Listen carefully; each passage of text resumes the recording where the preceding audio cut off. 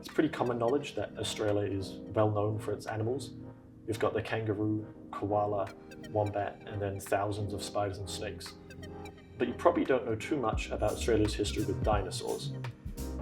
Now, recently, Australia has been at the forefront of scientific breakthroughs and discoveries. But before we get to those, let's go back to the early 1900s and learn about where Australia's dinosaur history really began.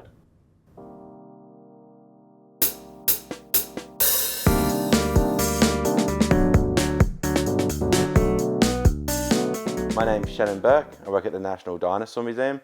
I've been here for about 2 years now, and I am the tour guide team leader, so in charge of all of our tour operations and all of our educational content.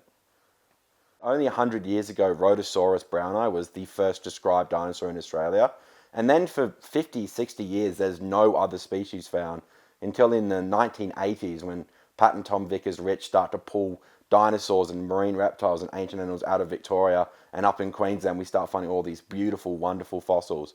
So up until the 1980s, the public doesn't really care that much about our dinosaurs, but since all of those fossils found, there was a flurry of them in the 80s and the 90s.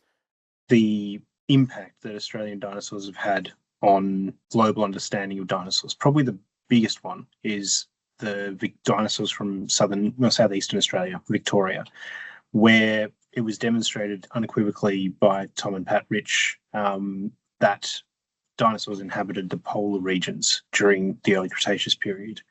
And that was important because whether or not dinosaurs were warm-blooded or otherwise was very much a debate.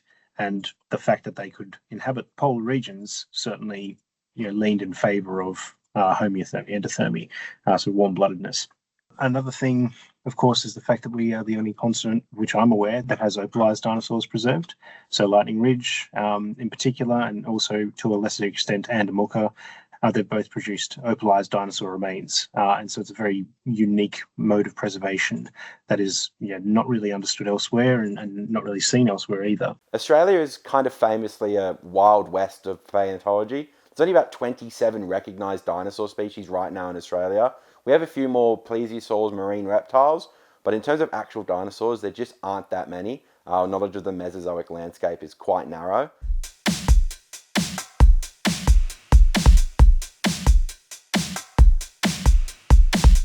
In terms of carnivores, there's really only one particularly famous one. That's Osholovenator. That's a large type of dinosaur called a megaraptor. And unlike your traditional raptor, which have sickle claws on their feet, our megaraptors have large hand claws, which they use more to grab hold of their prey and rip and tear, rather than using a foot claw to rip. So not strong bites, but very, very strong claws. In terms of herbivores, we're very, very famous for our sauropods, our long-necked dinosaurs. My favorite is an animal called Ostrolotitan cooperensis. We actually have a large to scale juvenile model out the front called Cooper.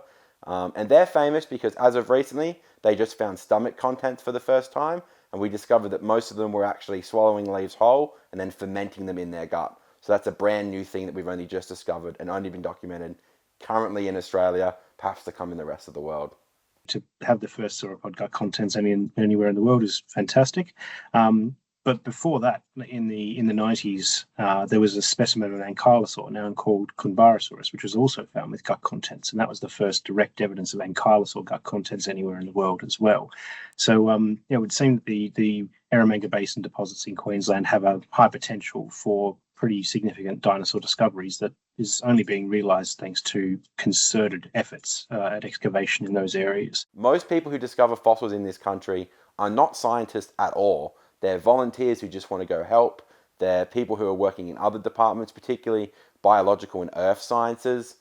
They're miners. Just everyday people are discovering fossils every single day. So without the public's help, without the public's understanding that Australia is such an unexplored frontier for fossils, there will be no more paleontological discoveries.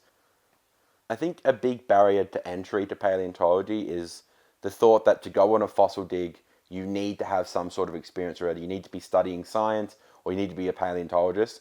So if you are interested in paleontology, you don't need to go the academic route. There's ways to get into it. You don't need to have a degree. You don't need to even have really an understanding of the science. You just need to be willing to learn and happy to volunteer some of your time.